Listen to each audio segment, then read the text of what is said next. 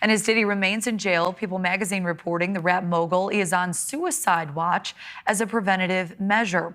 The entertainer arrested at a Manhattan hotel Monday night after being indicted by a grand jury.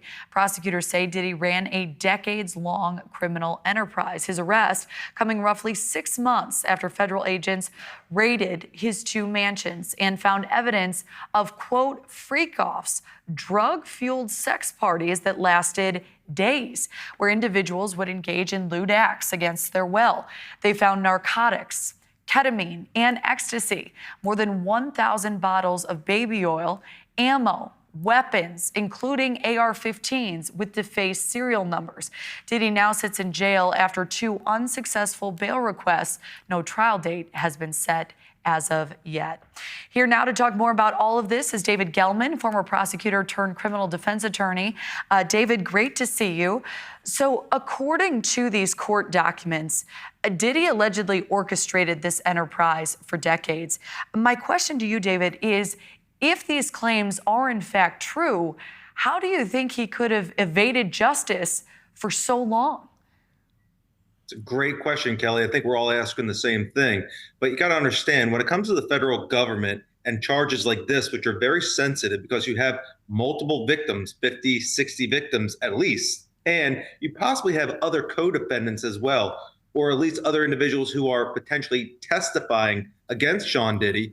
What's going to be what's happening is they got to get their ducks in a row. So they have to really make sure that they have everything dotted, crossed, everything done, so they don't have an issue come trial, because that would just be an embarrassment to the government, and they don't want to be embarrassed. So that's why they had to slow talk everything and slow play it, if you will. But I guarantee you, it looks like they have a lot of evidence against Sean Combs, I should say. And I would not be surprised at all if there's other individuals who are going to come into this eventually, because if you looked at the indictment, it said co-conspirators, but nobody's named yet. And that's the key.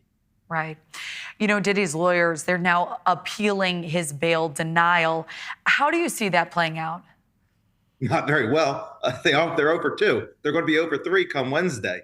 But I think what's really going to happen is, look, they're really trying to get him not just out of jail, but at least out of that MDC facility that Laura Ingle just talked about. So I think really what they're going to do is they're trying to get him to Essex, New Jersey, into a facility there.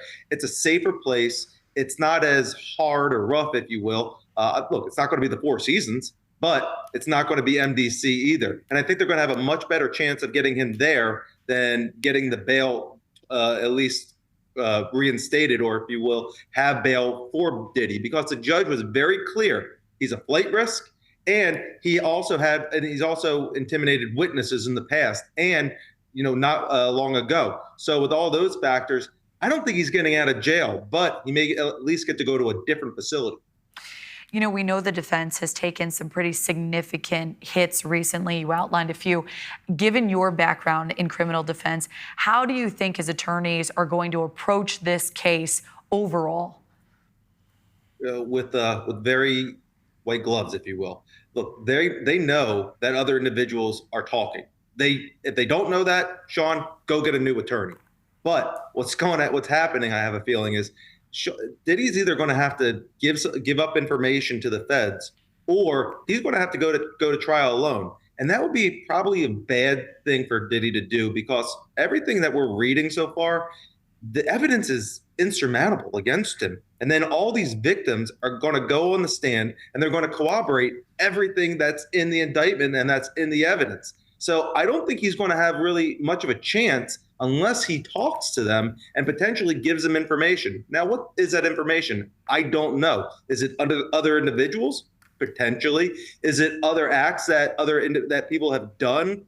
We don't know. So there's a lot more to this story. And even the AUSA said on Tuesday when Diddy was indicted, the charges here, that's just what they have right now. That doesn't mean this is finished by any means. Considering his fame, considering the fact that this allegedly went on for decades, what do you believe, David, ultimately the consequences could be in this case? Kelly, I would venture to guess that Diddy is going to be spending a fair amount of time in a federal prison facility. I don't know if it's going to be for life. However, if he goes to trial and loses, yeah, he'll never see the light of day. If he makes a plea deal, I think he's going to be looking at, I'd say, anywhere from 10 to 20 years in federal prison. It's a long time for an individual, but right now, again, the evidence is so overwhelming that from what we know, and all these victims are coming or have already said they're going to be testifying in that event. So Diddy, he's got a long hill to climb, if you will. All right. David Gelman, thank you as always for weighing in. Thanks, Kelly. Thanks for watching. Go to joinnn.com to find News Nation on your screen. And don't forget to click the red subscribe button below to get more of News Nation's fact-driven, unbiased coverage.